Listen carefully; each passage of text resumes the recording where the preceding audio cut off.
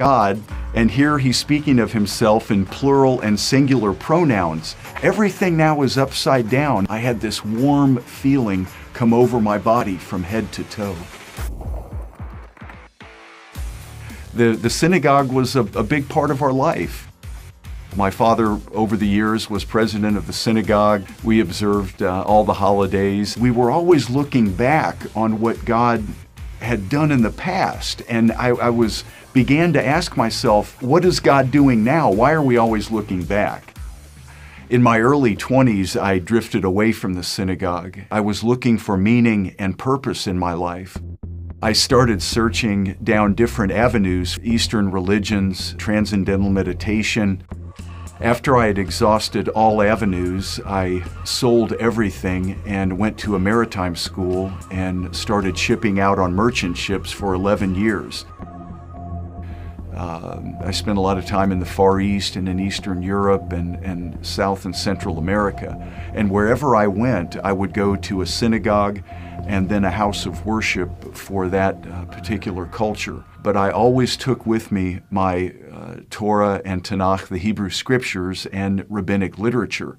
I was studying the Bible one evening, and I came to Genesis 1:26 and 27. Let us create man in our image.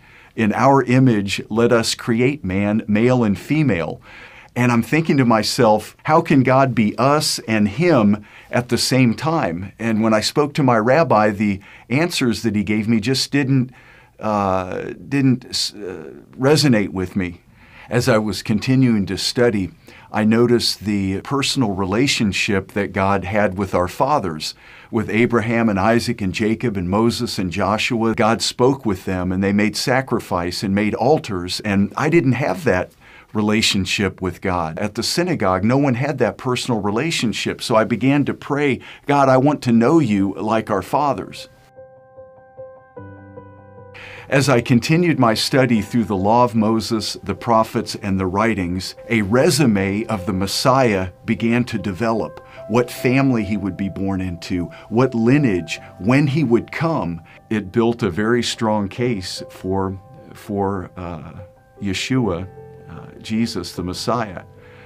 So by then I began to pray, God, if Yeshua is the Jewish Messiah and Savior of the world, please reveal this to me. One evening as I was driving from Sarasota to Panama City, I saw 4 crosses along the side of the road over the course of the trip. And when I looked at them, this overwhelming sense of joy and peace came over my body from head to toe.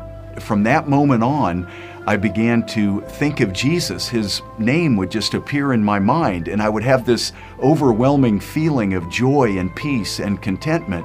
One day I was reading a book and I'd fallen asleep, and all of a sudden in my mind's eye, I heard Yeshua Adonai, Yeshua my Lord, and I woke up, and what was that? When I had shared with my family that I had received Yeshua as my Messiah, there was a lot of rejection. And they said, how could you do this? And don't you know what Christians have done to our people over the years? And thought I had joined a cult. Years later, they've seen the positive change in my life. And now Maxie and I are, for the most part, assimilated back into our families. We're being invited to weddings and bar mitzvahs and bat mitzvahs, and it's a wonderful thing. Sometimes it's not easy to be a Jewish follower of Yeshua, so I would encourage everyone to pray for the Jewish people, to pray for the peace of Jerusalem, and to pray for the salvation of Israel.